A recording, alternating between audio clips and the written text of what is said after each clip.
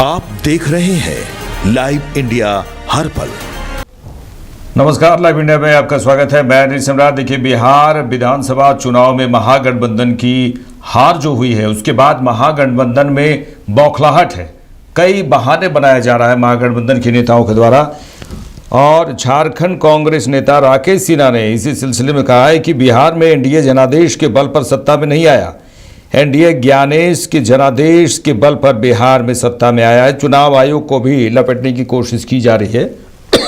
उन्होंने कहा, लेकिन क्योंकि ज्ञानेश गुप्ता ने तय कर लिया था कि बिहार में एनडीए की सरकार बनेगी, इसलिए कोई भी गठबंधन चुनाव लड़ सकता है। लेकिन चुनाव आयोग ने स्पष्ट परिणाम दिया।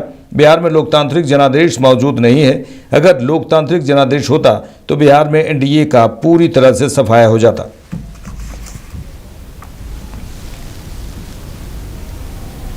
लगता है कि बिहार में जनादेश नहीं प्राप्त हुआ है।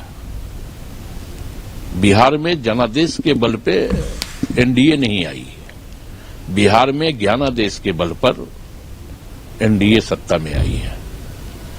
तो हाँ, ये जरूर कहा जा सकता था कि अगर झारखंड मुक्ति मोर्चा भी मिलकर अगर वहां चुनाव लड़ता तो कहीं न कहीं स्वाभाविक तौर पे वोटों का इजाफा और गठबंधन के अंदर होता। लेकिन चूंकि ज्ञानेश गुप्ता जी ने यह तय कर दिया था कि बिहार में एनडीए की सरकार बनानी है, तो जब ज्ञानेश गुप्ता जी ने तय कर दिया था कि एनडीए की सरकार बिहार में बनानी है, तो कोई भी गठबंधन लड़े, चुनाव आयोग तो क्लियर रिजल्ट दे दिया। 7 करोड़ 42 लाख वोटर, ये चुनाव आयोग ने ही कहा, और वोटिंग के बाद 7 करोड़ 45 लाख निकले।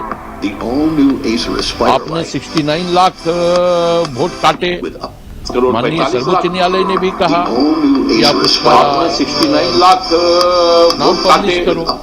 माननीय सर्वोच्च न्यायालय ने भी कहा 20 लाख नए वोटरों का नाम पब्लिश नहीं हुआ। तो ये तो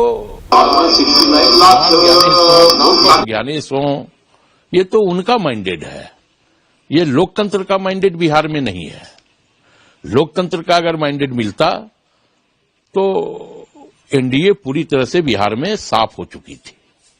नहीं, देखिए, हमें ये लगता है कि बिहार में जनादेश नहीं प्राप्त हुआ है। वहीं एनडीए के नेताओं का कहना है कि बिहार में विकास के बल पर, विकास की बात को रखकर बिहार की जनता ने वोट दिया है और बिहार विकास की गति में आगे बढ़ेगा। एनडीए नेताओं का कहना है।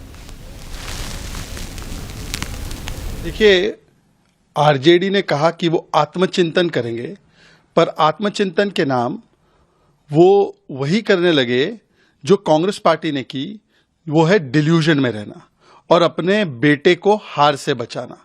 इसीलिए एक तरफ हमने देखा कांग्रेस में भी बेटा बचाओ अभियान चला, तो वहां पर इलेक्शन कमीशन, एसआईआर और यहां तक कि जनता को भी दोष दे दिया।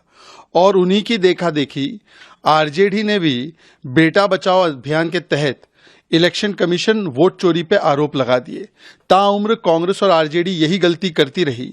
धूल चेहरे पर थी, कांग्रेस और आरजेडी आईना साफ करती रही। इन दोनों को प्रचंड हार मिली है, दोनों नेपो किड्स को। परंतु ना आरजेडी वाले तैयार है कि सच को स्वीकारे, ना कांग्रेस तैयार है वो सच को स्वीकारे, क्योंकि ईसीआई पर बहाना देकर वो अपने परिवार को बचाना चाहते। अरे, आरजेडी और कांग्रेस के खुद के नेता, खुद के परिवार के लोग अब कह रहे हैं कि इलेक्शन कमीशन की वजह से नहीं, हम अपनी खुद की नाकामियों की वजह से हारे।